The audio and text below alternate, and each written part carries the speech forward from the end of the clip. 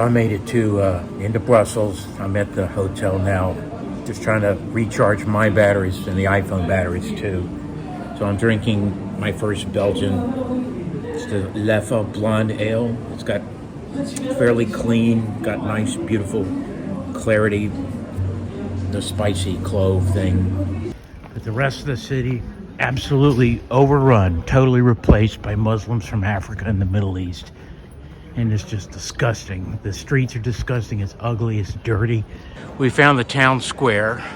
There's the main town hall. Looks very Belgian. And it's a square completely surrounded by almost cartoonish looking buildings.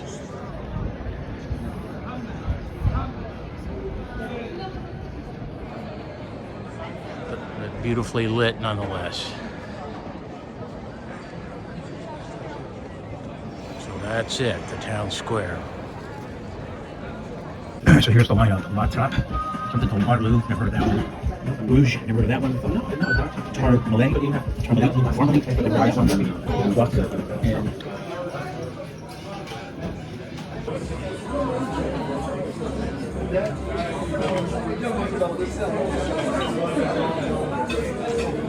rhubarb.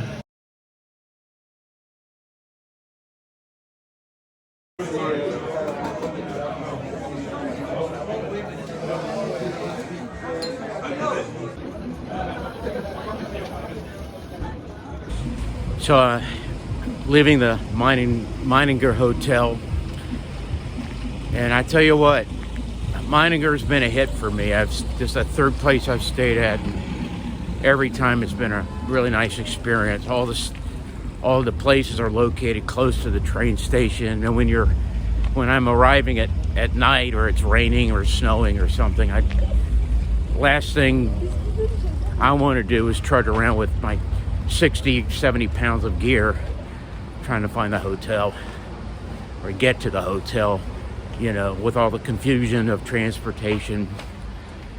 And I definitely, if I'm only going to be one night in a location, I don't even bother using the detailed public transport that's available. But anyway, I left that place. I met these two guys sitting next to me, and we kind of made friends. And it's a couple. It's a male couple, married and stuff.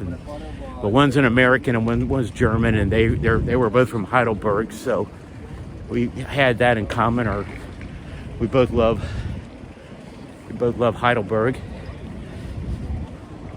So they run a castle hotel kind of thing, restaurant thing in Germany, right on the Rhine River, which sounds pretty cool. And they do it together. So I took down their information. I'm actually going to try to see if I can pay them a visit on this trip or a future trip, because they're really nice. We kind of hit it off good. They bought me a beer. And then I went to a lambic bar, and I tell you what, these lambic people, they make sommeliers. They're a lot like sommeliers, dedicated sommeliers. They just love the nuances of every little beer. This Cotillon lambic was kind of all the rage, just about $40 a bottle, $50 a bottle, and there were different ages, different vintages, different infusions of different things. And I mean, there were people from all over the world. This guy from Shanghai, and even a guy in the Washington D.C. area, an American, he's addicted to these things. So he buys them up and he takes them home and he drinks them and he comes back and he gets more.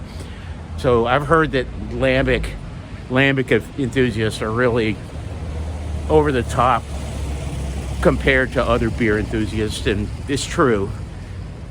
These lambics are something.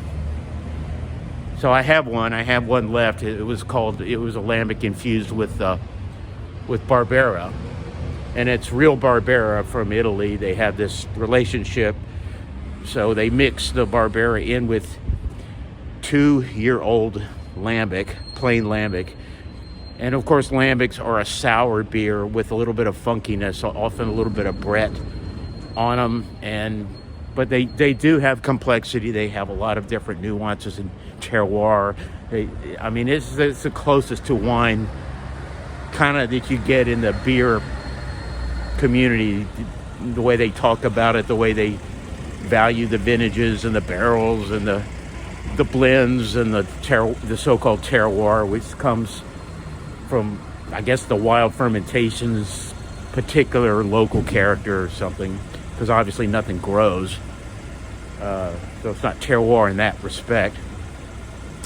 Anyway, I'm gonna get something to eat over here at the Brasserie, and I'm at the train station and try to get to Dunkirk tonight. So this is good.